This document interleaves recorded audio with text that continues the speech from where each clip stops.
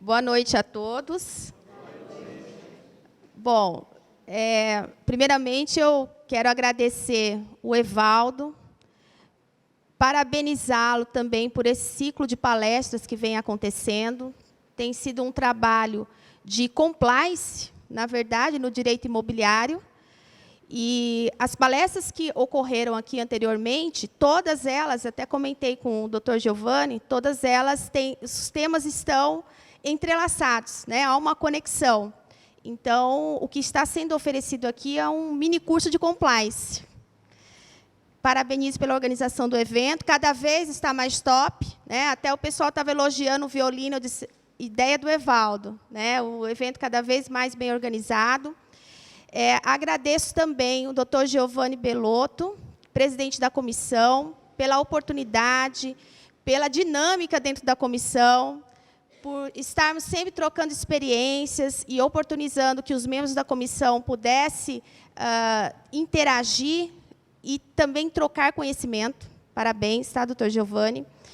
A OAB, por esse apoio, sempre a gente tem que agradecer, né? Porque a OAB sempre está de portas abertas, na pessoa do doutor Aziz, e toda a equipe da Tânia, a equipe administrativa, que dá sempre apoio.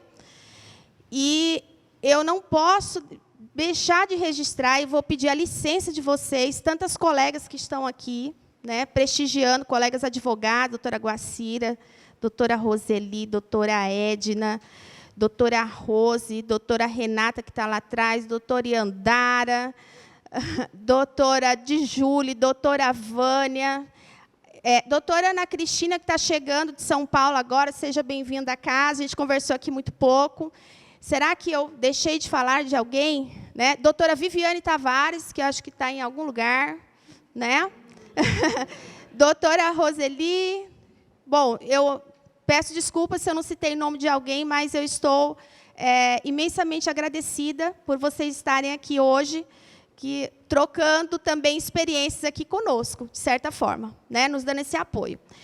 E o meu esposo, o Lune, que está ali, que é o assistente de tecnologia, né? E gostaria também de registrar agradecimentos pelas pessoas mais especiais de hoje, que são vocês, corretores. Agradeço a presença, agradeço por participar do evento. Por quê? Porque, sem vocês, esses projetos que são desenvolvidos não teriam nenhum êxito. A participação valiosa de vocês é que faz esse evento. Então, vocês são as pessoas mais especiais hoje. Tá? Muito obrigada. Bem, sem mais delongas, nós vamos falar de um tema que é a relação do contrato com a responsabilidade do corretor. Lembrando que a responsabilidade do corretor pode ser criminal, com a prática de crime, pode ser responsabilidade civil e também pode ser uma responsabilidade disciplinar, decorrente do próprio Código de Ética, como vocês já conhecem. O nosso foco aqui é mais a responsabilidade civil. Esse é o nosso enfoque. E aí vocês vão perguntar, por que falar desse tipo de contrato? Nós temos vários tipos de contrato. Contrato de doação, contrato de locação, contrato de cessão de direitos hereditários, contrato de cessão possessória. Nós temos inúmeros contratos imobiliários, mas considerei esse tipo de contrato, que engloba a promessa irretratável de compra e venda, a promessa de compra e venda, o compromisso de compra e venda, tudo isso se engloba dentro da venda e compra, né? Porque esse é um contrato em que nós temos, geralmente, um maior valor na transação, e, por ter um maior valor na transação, consequentemente, nós podemos ter uma responsabilidade civil de valor maior. E, diante da complexidade das negociações imobiliárias, o papel do corretor é de suma importância. Por quê? Porque, uma vez que o corretor ele não aplica as medidas que ele deve aplicar de prevenção, na medida que ele não se previne no que se refere a essa atuação, e não previne os riscos em relação ao seu cliente, ele pode incidir na responsabilidade civil e na responsabilidade criminal, por sua vez, também. Tá? Então, esse é o motivo da escolha do tema. Lembrando que, inicialmente, é um ponto que eu gostaria de destacar. Vocês aqui, doutora Marli, esqueci de... Doutora Marli, muito obrigada pela presença. Lembrando que vocês aqui têm uma responsabilidade muito grande, porque quando você tem um cliente que ele é pessoa jurídica, ele é mais racional na compra. No entanto, quando ele é pessoa física, ele age com emoção. Você está trabalhando com o sonho do seu cliente. E essa é uma grande responsabilidade. Tá? Então, nós vamos fazer aqui breves considerações sobre o contrato de compra e venda. E eu gostaria de saber aqui, de antemão, quem elabora o seu próprio contrato. Alguém pode levantar a mão, por favor? Legal. Só para saber, só para a gente ter uma direção aqui. Então, meu nome é Elaine Carvalho, sou advogada, não sou especialista em direito imobiliário, tá? Eu atuo com foco no direito imobiliário em decorrência da advocacia e da docência, tá? E nós vamos falar aqui exatamente sobre alguns pontos de atenção do contrato de compra e venda. Por que eu digo pontos de atenção? Porque é um tema vasto e, por ser um tema vasto, nós vamos trazer aqui alguns pontos importantes a considerar dentro dessa responsabilidade que nós temos, né, de realizar o sonho do nosso cliente. Tá? Digo do nosso cliente, não que eu seja corretora, mas estamos falando aqui todos nós. Bom, aqui eu coloquei esse GIF, que, na verdade, nós precisamos saber e precisamos entender por que o cliente contratou nós como corretores. Por que ele nos contratou? Por que a imobiliária contratou? Por que nós temos que saber algo sobre contrato, o mínimo sobre contrato? Qual a necessidade do corretor ter conhecimento básico de contrato? Vocês vão me responder o seguinte: mas quem elabora o contrato é o advogado. Por que eu tenho que saber? Mas a imobiliária tem uma assessoria jurídica. Por que eu tenho que saber? Mas tem um modelo no Google. Né? No Google tem um modelo. Por que eu preciso saber? Né? Bem, esse é o ponto. Você pega lá um modelo no Google, onde ele diz que, numa cláusula contratual, que o bem está desembaraçado de ônus reais. E aí, quando vai retirar todas aquelas certidões que nós sabemos, que é o due diligence, que, inclusive, o doutor Giovanni abordou muito bem numa palestra anterior, né? E a doutora Mara também falou sobre as certidões, né, sobre a matrícula, sobre as transcrições que antecede aí a Lei de Registro Público, a Lei 6.573. Quando você vai retirar extrair as certidões, está lá uma hipoteca averbada na matrícula do imóvel. E aí você colocou lá no seu contrato que ele está livre e desembaraçado de ônus reais. O contrato é o quê? O contrato é medida preventiva. Todos fazem contrato, todos, não digo todos, mas grande maioria fazem contrato achando o seguinte: não vai dar problema não. Não vai dar problema não. Só que o contrato é a nossa arma de medida preventiva. Para você evitar do que aconteceu lá atrás, você ter que retomar e ter um transtorno na sua vida enquanto corretor. E aí eu pergunto o seguinte: eu posso, por exemplo, colocar um valor final do imóvel, quer dizer, para adimplir a vista, ou uma entrada a pagar na data da escritura, na data de assinatura da escritura, na data de transferência do domínio, da propriedade? Vocês podem fazer isso? Pode? Tem um valor restante de entrada, ou tem um valor restante do total da venda, né, da transação. Você pode colocar na data que você agendou para assinar a escritura, para fazer a transação lá no registro imobiliário, para concluir o negócio? Pode? Pode. Ok. A grande questão é, sem problemas, Só que, vamos imaginar o seguinte, o seu cliente está viajando, e aí você contactou com ele e disse o seguinte, olha, você já pode ir lá assinar, né, lá no cartório, já estamos agendando. Ele gastou tudo o que ele tinha e o que ele não tinha na viagem. E a data do pagamento está dizendo lá no contrato. A data do pagamento é a data da assinatura da escritura. A data do pagamento é a data da transferência de domínio no registro imobiliário. E aí, o que vocês acham que ele faz?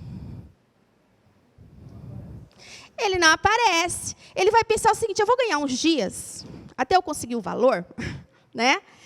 E aí, depois eu contacto um corretor lá para assinar, porque está a mesma data, então eu vou segurar. Porque a data da escritura está vinculada à data do pagamento. Então, primeiro ponto, não vamos vincular a data da escritura à data do pagamento. Mas como? Porque o contrato ele não pode ser um modelo. Nós temos que ter uma estrutura de contrato. É um contrato que prevê todas as lacunas. É um contrato que prevê todos os detalhes da negociação imobiliária. O contrato ele não pode ser aquilo padrão vago. Então, nesse caso específico, voltando ao exemplo, o que nós teríamos que constar lá no contrato? Nós teríamos que fazer constar que ele tem, por exemplo, 8 dias da data da comunicação. Como seria a comunicação? Através de WhatsApp, de ligação, de e-mail, tem que constar lá. Estou dando 8 dias como exemplo, tá? 8 dias, 5 dias, 10 dias. Tem que ter lá também uma multa moratória, porque se ele não comparecer, que ele pague por dia. Com limite de valor, limite de 8 mil, de 10 mil, de 12 mil, como queiram. Ou de 30 dias, de 60 dias, certo? Então, isso você está fazendo o quê? Você está resguardando com o seu contrato a transação imobiliária, tá? Então, esse é um ponto. Resumindo, é importante saber de contrato, sobre contrato, porque o corretor é ele que vai levar as informações para o advogado se ele não for confeccionar o contrato. E se ele não levar os detalhes da transação, como é que nós teremos um contrato que vai resguardar também o corretor? E aqui eu vou trazer também alguns julgados recentes para vocês verificarem onde há responsabilidade do corretor. E aí eu destaco aqui alguns pontos de atenção, tá? Por que pontos de atenção? Isso aqui é objeto de um curso, mas vamos destacar aqui alguns pontos de atenção. Primeiro, quem está vendendo o imóvel é maior de idade, ok. Mas será que ele não é interditado? Como é que você vai saber se ele é interditado ou não? Porque se ele for interditado que ele não tem o necessário discernimento, ele é absolutamente incapaz. Se ele tem um discernimento reduzido, ele é relativamente capaz. Então, isso quer dizer que o contrato pode ser nulo ou anulável. Pode ser que o seu cliente, comprador, depois reclame com você que você não avisou.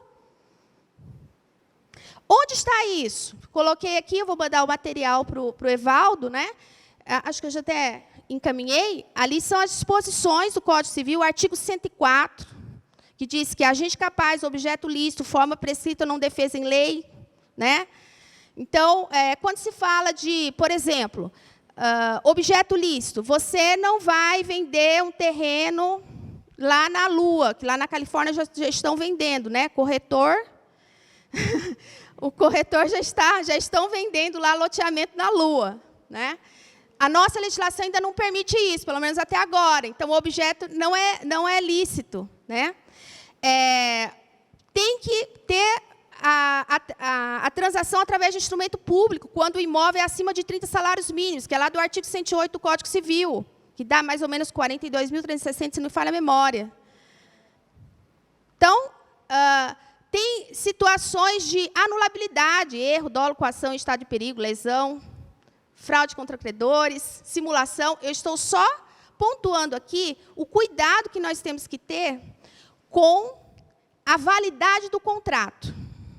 Ah, mas eu não sou obrigada a saber. Eu, corretor, não sou obrigada a saber disso. Ok, mas vamos retirar as certidões. Aí que entra o que o doutor Giovanni falou aqui e a doutora Mara. Vamos extrair as certidões, né? Mais de 25 certidões. Embora a lei 14.382 está dizendo que qualquer risco está averbado na matrícula, mas nós não estamos confiando nisso. A verdade é essa. né? Porque às vezes não está. Então, melhor nos resguardarmos. Vamos extrair todas as certidões. E isso quer dizer também que o corretor ele deve saber quais documentos que ele vai solicitar ao cliente, ao vendedor, ao comprador. Por quê? Porque é através desses documentos que ele faz essa análise inicial. E eu vou mostrar aqui para vocês daqui a pouco um julgado, onde houve a responsabilidade do corretor exatamente por isso. Porque ele não solicitou os documentos necessários. E isso envolve a imagem do corretor. Isso envolve a indicação do corretor. Isso envolve a segurança do corretor nessa transação imobiliária, porque é ele que está intermediando, né? Então, aqui são pontos para que nós possamos refletir em relação à nossa responsabilidade. E a ideia aqui é nos isentar da responsabilidade. Tá? E daqui a pouco nós vamos falar como. Isso quer dizer o seguinte, que nós temos uma análise de controle externo e interno. O que é o controle externo? Todo esse arcabouço de lei. É Código Civil, Código de Defesa do Consumidor, que incide, né? É o marco legal das garantias, que é agora de 2023, é a lei de registro público, é todo esse arcabouço. E o interno é você saber o que você precisa se resguardar. No que você precisa se resguardar. Por exemplo, o seu cliente foi lá fazer visitas no imóvel. Você fez o termo de visita? Ele foi uma vez, ele foi 2 vezes. Na segunda, ele foi com o esposo, foi com o periquito, com o papagaio, com o cachorrinho que ele é fã da Lady Gaga, o cachorrinho Lady Gaga e o como é que se diz? Xiaomi, né? Ele foi com todo mundo. Ele foi com todo mundo. Você não anotou lá no seu termo. E aí? Aí o que acontece? Ele pode ter visto a parede rachada, a coluna rachada, e ele disse que depois o corretor não avisou. E depois querer responsabilizar o corretor. Mas se ele foi 1, 2, 3 lá, como é que ele não olhou? O que resguarda isso? É o seu termo de vistoria. É o seu termo de visita. É o recibo de sinal que vai dizer, por exemplo, que o imóvel é antigo, que você, corretor, não conhece as instalações hidráulicas e elétricas, que fica facultado ao compromissário comprador fazer a vistoria através de um profissional. É isso aí que vai resguardar você. Então, você pode colocar num termo de vistoria, você pode colocar no termo de visita, você pode colocar no recibo de sinal, você pode colocar no contrato preliminar. Se resguardem com os termos. Tá? Então, esse é o chamado controle interno. É você se resguardar com as cláusulas necessárias. O imóvel está em reforma. Ele viu que está em reforma, porque lá tem 2 termos de visita dele, que ele assinou. Aí você vai dizer, mas ele não vai querer assinar. Você pode só assinar aqui para constar a minha visita? Né? Então, é isso. Tá? Então, esse controle interno é nos resguardar. Além disso, além desse resguardo, dentro do controle interno com relação a documentos, nós precisamos saber pontos interessantes, cláusulas interessantes. Quem está vendendo o imóvel é proprietário ou é possuidor? Porque se ele for possuidor, ele só tem direito de usar e fruir, não é isso? E aí o seu cliente tem que saber que ele não está adquirindo a propriedade, o domínio do imóvel, que ele está adquirindo a posse, que depois ele vai ter que ajuizar uma ação de usucapião. Ele precisa saber disso. Ele precisa saber que em determinada situação ele vai ter que ajuizar uma obrigação de fazer para obter o domínio, senão ele vai se sentir enganado. Ele precisa saber se o imóvel é regular ou irregular. O que é um imóvel irregular? É aquele que a realidade do imóvel não corresponde ao que está na matrícula.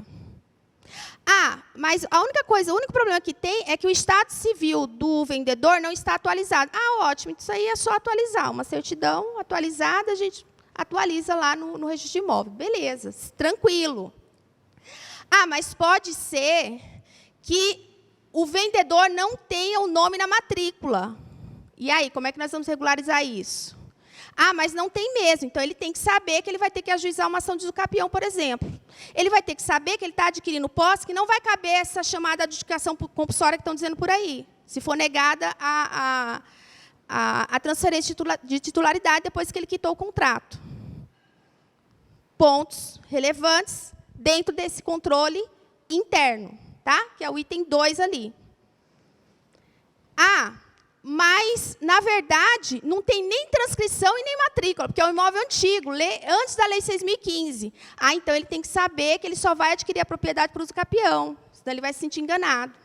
Ah, mas, na verdade, não tem o habite-se. Ele tem que saber que ele está comprando um terreno e que depois ele vai ter que gastar lá com habite-se. Que ele vai ter que gastar para fazer a regularidade da construção. Certo? Bom, aí nós elencamos aqui algumas cláusulas importantes na estrutura do contrato, no que diz respeito a essa previsão do Código Civil quanto à responsabilidade do corretor. Tá?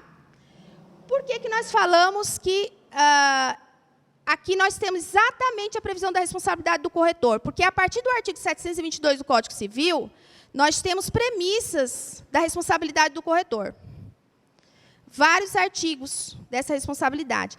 E envolve a intermediação, a mediação, que eu sou apaixonada pela mediação, eu sou mediadora certificada, eu acho que a mediação ela é útil em várias searas e na corretagem ainda mais, porque você tem que fazer o equilíbrio entre as partes. Você tem que ter um pouco de imparcialidade para gerar uma segurança para o seu cliente, às vezes. Né? Então, tem várias técnicas de mediação. E o que tudo isso tem a ver com a nossa prevenção? É esse dilema aqui. Prospectar cliente e o dever de informação. Porque, veja bem, você tem que informar tudo. Aí você vai dizer, ah, mas se eu informar tudo, aí eu não vou prospectar cliente. Não é isso? Mas aí temos que ter o cuidado, né?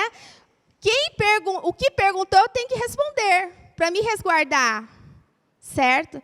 Por quê? Porque isso tem várias consequências. Inclusive, não sei se vocês conhecem uma piada, que o corretor estava mostrando o imóvel, dizendo que ele era lindo, maravilhoso, que o local, o ar puro, a cidade muito tranquila, que na cidade lá nem morria ninguém, há muito tempo que não morria ninguém. Aí, por azar, na hora que está se mostrando o imóvel, sempre tem um azar, né?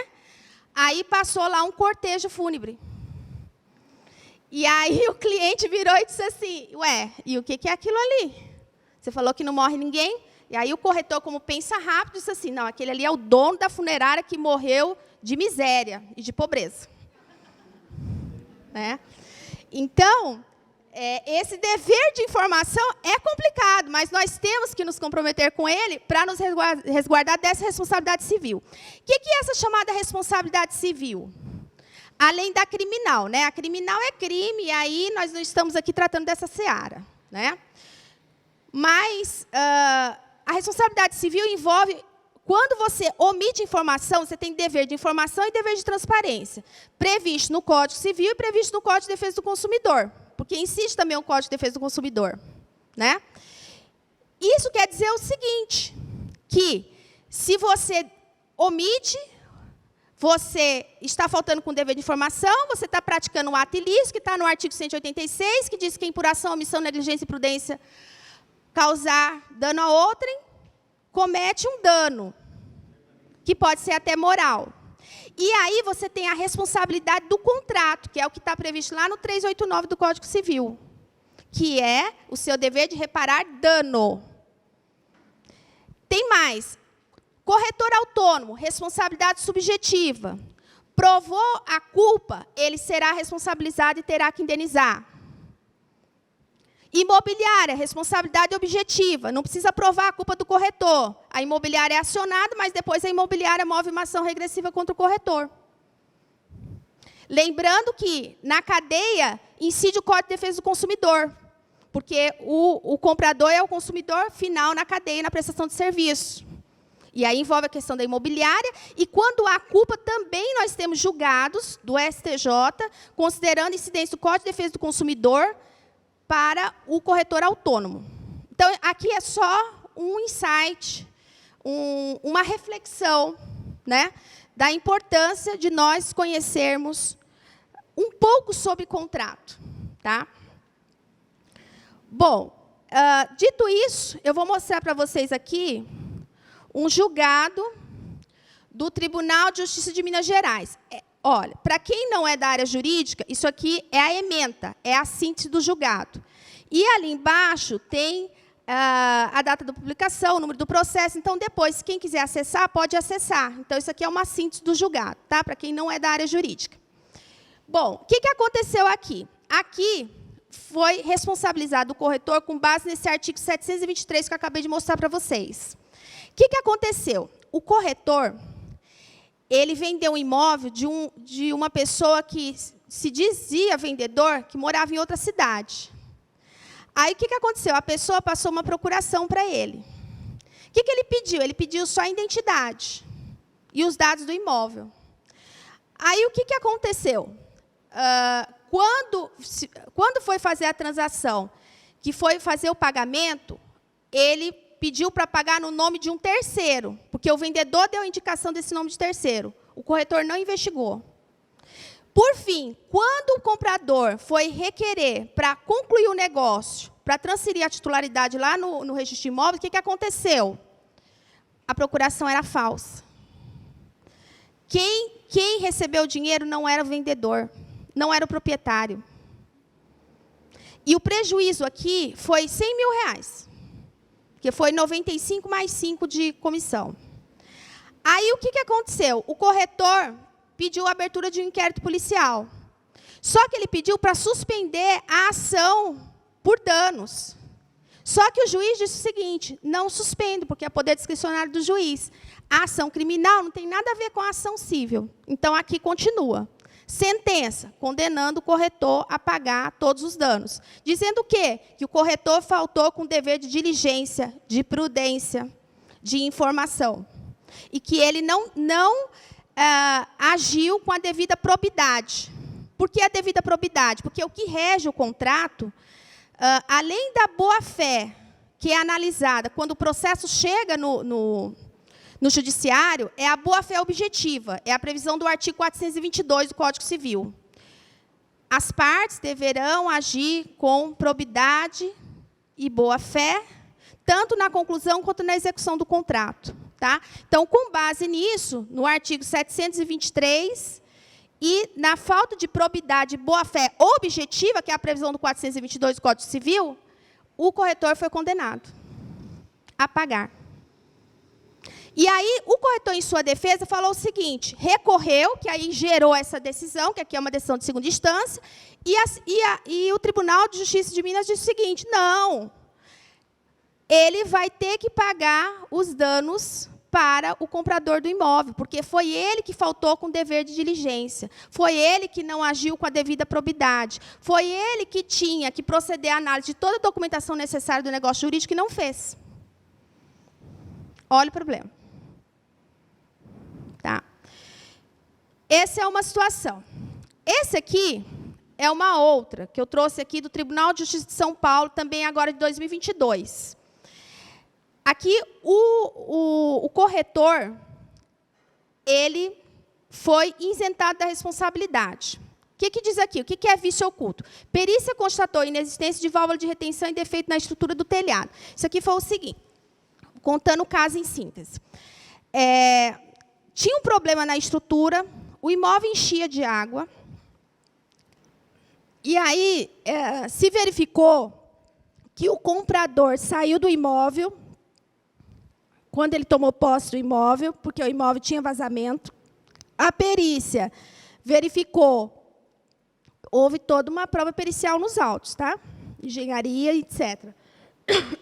A perícia verificou que o problema era do imóvel e compartilhou a responsabilidade entre o vendedor e os compradores. Os compradores, porque não ficaram no imóvel, E o fato de passar muitos meses sem manutenção piorou a situação do imóvel. E os vendedores, porque já venderam o imóvel com um vício oculto, que é o chamado vício redibitório, tecnicamente. O que é o vício redibitório? Vício redibitório é aquele que diminui a funcionalidade do imóvel. É aquele que diminui o valor do imóvel, tá? Que não precisa estar em contrato. A lei assegura reivindicar quando houver esse vício. Aqui, o vendedor, o corretor, ele foi isento. Por quê? Ele fala o seguinte: situação do imóvel decorre de diversas causas, algumas imputáveis aos vendedores, outras aos compradores. Ele isentou o corretor de responsabilidade civil.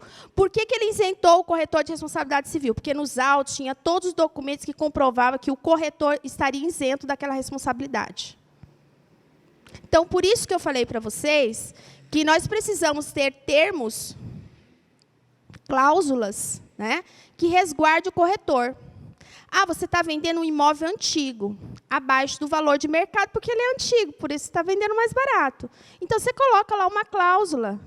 Trata-se de imóvel antigo, cuja a responsabilidade do corretor está isenta. De que forma? O corretor não se responsabiliza e não conhece as instalações hidráulicas e elétricas do imóvel. Fica facultado ao promissário comprador fazer a devida vistoria. Certo? Então, eu mostrei para vocês aqui um caso de responsabilização e um caso de isenção de responsabilização. Tá? Isso quer dizer que nós temos que prever no contrato tudo que as partes convencionaram. Tudo. Quem vai levar? Se os colegas aqui fazem um contrato, ótimo. Quem não faz o contrato tem que levar essas informações para o advogado. Porque, geralmente, o advogado ele é chamado quando tudo já aconteceu. Né?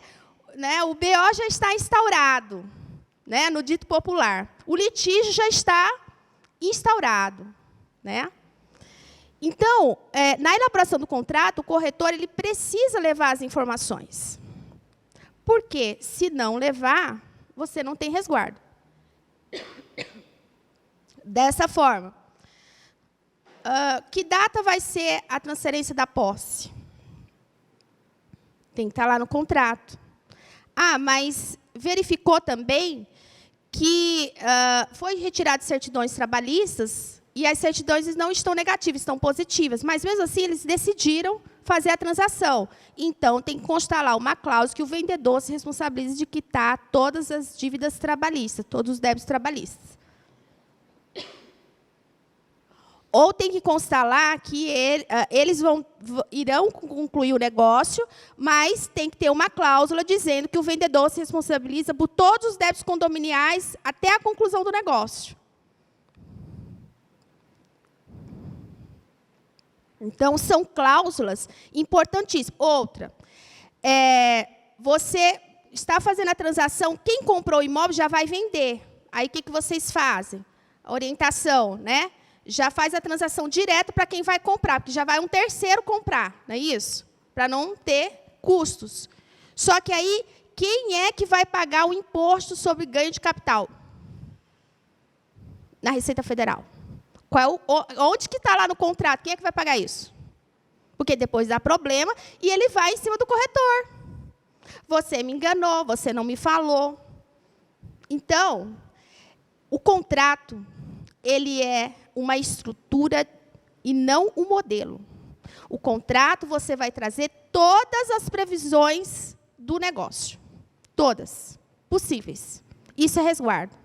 Tá? Bom, dito isso, aqui um exemplo que a qualificação das partes importa. Porque aí nós vamos pensar o seguinte: ah, não, qualificação é só o nome, RG, CPF, comprovante de residência? Tá. Não, não é bem assim. Veja o seguinte, esse julgado do Tribunal de Justiça de São Paulo, de 2020, aqui, ele fala: a causa indicada pelos autores, a fim de justificar a indenização por danos morais, não foi justificadora do rompimento do contrato. o corretor foi isento da responsabilidade. Mas por quê? Olha só. Houve uma transação em que gerou esse recurso de apelação, querendo condenar o corretor por indenização de danos materiais e danos morais também. Tá? Nesse caso, primeiro, o julgador, o tribunal, falou o seguinte, que a causa da rescisão de contrato não foi causada pelo corretor. Porque a causa não foi o fato do corretor não ter informado que o nome do proprietário não estaria na matrícula. Porque, na verdade, o corretor não tinha informado, e aí eles alegaram que tiveram dano por causa disso. Só que se verificou que, na verdade, rescindiu o contrato, não foi por esse motivo. Foi porque o imóvel dado em permuta não foi aprovado o financiamento. Então, não foi a causa da rescisão contratual. Então, por isso que o corretor ficou isento da responsabilidade. Segundo ponto, esse é o ponto importante. O julgador falou o seguinte, ainda que tivesse dado causa à rescisão contratual, na análise dos documentos trazidos aos autos, lá estava como profissão das partes, diretor de TI e administrador. Pelo fato de terem essas funções, o tribunal entendeu que estaria isento o corretor, porque mesmo que esses compradores não tivessem qualificação técnica, eles tinham compreensão, devido à sua qualificação profissional, compreensão dos documentos que estavam ali, e teria como saber que o nome do vendedor não constava na matrícula do imóvel. Então, observem, e ressalto também, que tem situações, é prova documental, tem situações dessas que não tem nem audiência. Então, o documento é que diz. Então, qualificação completa do contrato. Completa. Endereço, peço o comprovante de endereço atualizado, porque você vai saber aonde você vai, qual a comarca você vai retirar as certidões corretas, né? Esse é um ponto. E também, se ele der um sumiço, né? Você tem lá comprovante de endereço atualizado, você tem rede social por dois pontos.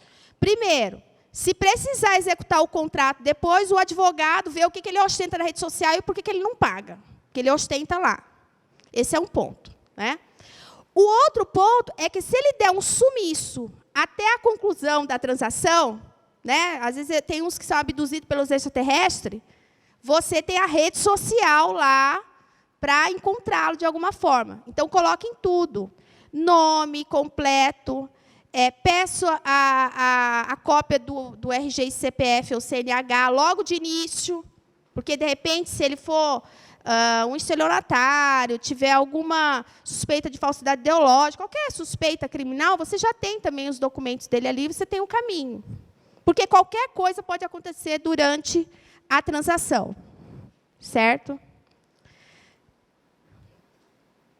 Bom, dito isso, nós temos outra cláusula. Passa aí para mim, acho que agora. Passou aqui. Descrição completa do imóvel que consta na matrícula. Olha só. A descrição completa tem que estar de acordo com a realidade. Então, o que consta no contrato é o que consta na matrícula. Agora, eu tive um cliente em São José que ele comprou um apartamento e ele pediu para eu analisar o contrato. Tá? Só que o apartamento não estava individualizado lá na matrícula. O que estava na matrícula estava no contrato, só que não estava individualizado. Aí, o que aconteceu? Se ele não está individualizado, tinha uma cláusula lá embaixo, dizendo assim, a venda é ad corpus. Você sabe o que é a venda ad corpus? Venda ad corpus é aquela que leva em consideração o imóvel, não leva em consideração as dimensões do imóvel. E a venda ad minimum é a venda que leva em consideração as dimensões do imóvel e que só pode ter uma variação de 5% nas dimensões. Se tiver mais do que isso, tem que ser complementado com área ou com valor. E aí, o que aconteceu? Quando eu analisei o contrato, qual foi o parecer que eu dei? Bom, primeiro, não tem habites, porque isso não está individualizado na matrícula. Então, tem que retirar essa cláusula de corpus, porque importa, sim, as dimensões do imóvel. E aí a construtora justificou, não, é porque nós temos 180 dias e tem mais 90 ainda pela frente. Eu digo, ok, então coloca uma cláusula lá que todas as despesas de individualização do imóvel serão por conta da construtora ou do vendedor. E te retira essa cláusula ad corpus. Não vamos assinar. O parecer foi nesse sentido. Retirar a cláusula ad corpus. Veja que é um detalhe. Um detalhe que amanhã ele iria dizer o seguinte, nossa, então eu tenho que ainda fazer todo o procedimento de habites, eu vou gastar de novo, eu achei que eu tinha comprado um apartamento certinho, individualizado. Isso é regularidade na documentação. Isso é controle interno do contrato. Né? Então, a descrição completa do imóvel, tal como consta na matrícula e tal como consta na realidade do imóvel também. Tá? Preço e encargo por atraso de pagamento. Não vou adentrar aqui, mas pelo adiantado da hora, para não abusar muito de vocês. Mas preço tem que estar especificado, datas de pagamento. Né? Nós já falamos aqui da questão da escritura, não vincular a data de pagamento. Os juros, 1% pro rata, né? Os juros moratórios. Cláusula penal de cada situação no contrato. Índice de correção monetária, tem que estar lá previsto qual é o índice. Tá? Então, esses são pontos relevantes. Lembrando o seguinte, tem a questão do sinal também, né? Do arras. O que é o sinal? O arras. Arras é sinal. Né? O que é o arras? Arras, você tem um valor ali para prevenir se não concluir o contrato. Esse arras ele tem que ser dentro da razoabilidade também. Né? Eu tive um cliente agora, em 2023, que ele assinou um contrato onde o arras era R$22 mil de sinal. O que aconteceu? Não foi aprovado, quer dizer, não é que não foi aprovado, ele não achou adequado o financiamento de acordo com a parcela para ele e ele quis desistir. Só que ele já tinha dado R$22 mil. E aí a confusão, porque arras é o quê? Resguardo do vendedor. Só que foi 22 mil que ele assinou. E ele deu 22 mil. Aonde foi a brecha que a gente saiu aí nessa demanda? Foi entrar com uma ação de rescisão contratual, porque tinha um contrato de empreitada, onde dizia o seguinte, que esses 22 mil seria a título de sinal e início de obra. Da obra que ainda nem começou. Né? Porque ainda ia aprovar o financiamento e tudo mais. Aí, nós entramos com a ação de rescisão contratual, acumulada com repetição de indébito, né?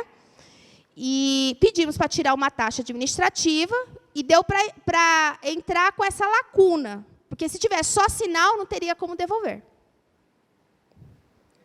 Não teria como devolver. Né? É só porque estava constando que era início de obra, e aí a justificativa foi que a obra não tinha sido iniciada, porque nem o financiamento foi aprovado. Ele nem começou o processo de financiamento. Quando fez a simulação, não achou interessante para ele. A parcela ia ficar muito alta. Né? Então, isso também, assim como, por exemplo, multa, cláusula penal. Não a cláusula penal, a multa moratória. Tem que ver o valor que você vai colocar lá de multa moratória. Né? Por quê? 2% em cima de 300 mil é diferente de 2% em cima de 4 milhões. Né? Então, tem que ter razoabilidade. E a outra cláusula seria a cláusula de confidencialidade, que a doutora Ludmila falou aqui amplamente, né, na primeira palestra. Né? E o que é a cláusula de confidencialidade? Tem que ter lá uma cláusula dizendo que as partes elas autorizam a utilização dos dados sensíveis, que são os dados pessoais, né? Nome, RG, CPF, etc., telefone, etc., e que estão autorizando e que as partes, o intermediador, o corretor ou a imobiliária são responsáveis pela guarda desses dados. Né? São responsáveis não só pela guarda, como a utilização somente naquele negócio, somente naquela transação. Tá? Bem, dito isso, por fim, cláusula de proteção do vendedor contra negativa de financiamento. Isso é um ponto importantíssimo. O vendedor ele não pode ser penalizado se o financiamento não for aprovado. Né? Aí que entra o arras que a gente conversou agora. Essa cláusula também é importante, porque o vendedor ele teria a opção de vender por uma outra pessoa que não fosse através de financiamento. Então, também uma cláusula que dá um certo resguardo. Resguardou vendedor, resguardou comprador, um desses pode ser seu cliente, resguarda você também. Resguarda você com relação ao dever de informação, o dever de transparência e não incidir na responsabilidade lá que eu falei lá atrás do artigo 723. Bom, eu já caminho aqui para as considerações finais, tá? Resumindo, contrato. Contrato não pode ser um modelo, ele tem que ser uma estrutura de contrato. E nós, corretores, digo, todos os corretores que estão aqui, devem pensar o seguinte: você tem a indicação, você tem que ter uma narrativa para isso, para essa indicação, uma narrativa de segurança jurídica, uma narrativa de confiança para o seu cliente, e para isso você tem o dever de informação, de prestar todas as informações necessárias e o dever de transparência. É um resguardo para o seu cliente, é um resguardo para você. Além disso, não se preocupar com o negócio que você realizou lá atrás e depois vir uma ação de reparação de danos.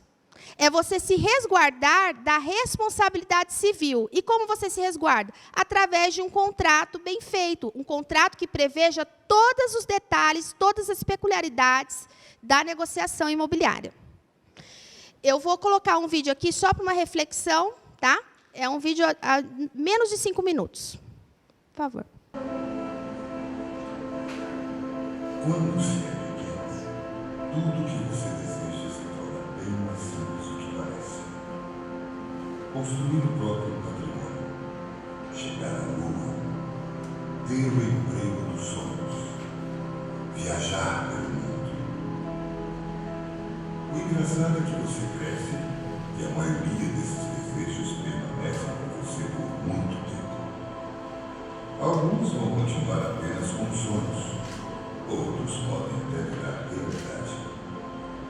Mas para isso, é preciso que você responda a uma pequena pergunta. O que você quer ser quando crescer? Astronauta? Médico? Bombeiro? Saber essa resposta não será o fim das suas buscas, e sim o seu ponto de partida para várias coisas. É através dela que o seu futuro começa a ser desenhado. É ela quem transforma o plano louco em algo totalmente possível. Comigo não foi diferente. Assim como você, eu queria o improvável, o surpreendente, o inovador. Fazer o que ninguém mais seria capaz de realizar. Ir tão longe que nenhuma outra pessoa pudesse me alcançar. Ser o descobridor de uma nova era ou, quem sabe, de um novo tempo. Na verdade, eu queria mesmo era realizar meus desejos. E assim como numa brincadeira de criança, conquistar tudo aquilo que parecia improvável. O trabalho dos sonhos, a família perfeita, e por que não, viajar pelo espaço. Não cheguei a ser astronauta, não fui bombeiro e muito menos médico, mas experimentei o novo. Comecei do zero, fiz de tudo, e tudo de uma forma diferente. Servi a aeronáutica, de jornais, verduras e picolé. Trabalhei como ajudante na construção civil. Fui operador de produção, pintor e até artesão. O meu primeiro grande patrimônio não foi nenhum castelo. Vendi muito esterco e metal para adquirir. Talvez todas essas pessoas não me permitiam chegar mais longe naquele momento, mas com certeza permitiu-me ter experiência suficiente para crescer com humildade, amadurecer, ter responsabilidades, experimentar a minha capacidade de empreender para viver e estar à frente do tempo em que vivia. E você? Tem sonhado com o quê? Quais os seus planos para chegar lá? Ficar parado não vai lhe fazer nenhum resultado inovador. Não lamente a sua sorte.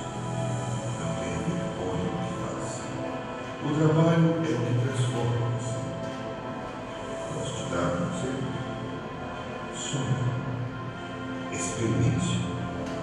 Faça o novo. Busque a concretização dos seus desejos todos os dias. Escolha fazer o que você gosta, não apenas o que lhe traz bem. Ele virá naturalmente através de seus esforços. Seja fiel aos seus valores. Faça com amor e seja o melhor naquilo que faz. Lembre-se, você é o único responsável pelo seu destino. Coloque-se sempre em primeiro lugar. Ame o próximo na mesma proporção que se ama. Somos todos capazes de ser e fazer. Não deixe que façam por você. Erre de novo. E através do erro, ganhe experiência. Não seja tão duro com você mesmo. E quando tudo parecer difícil, volte a ser uma criança novamente, sem nenhum medo de responder àquela simples pergunta: o que você quer ser quando crescer? Bem, considerando as considerações finais aqui, já para abrir para os questionamentos, entregue valor ao seu cliente. Faça um contrato com todas as previsões possíveis, com todas as peculiaridades. Tenha uma narrativa de confiança. Lembre-se, você trabalha com o sonho do seu cliente. E você também tem o seu sonho. Que profissional corretor você deseja ser? Muito obrigada pela atenção e pela paciência.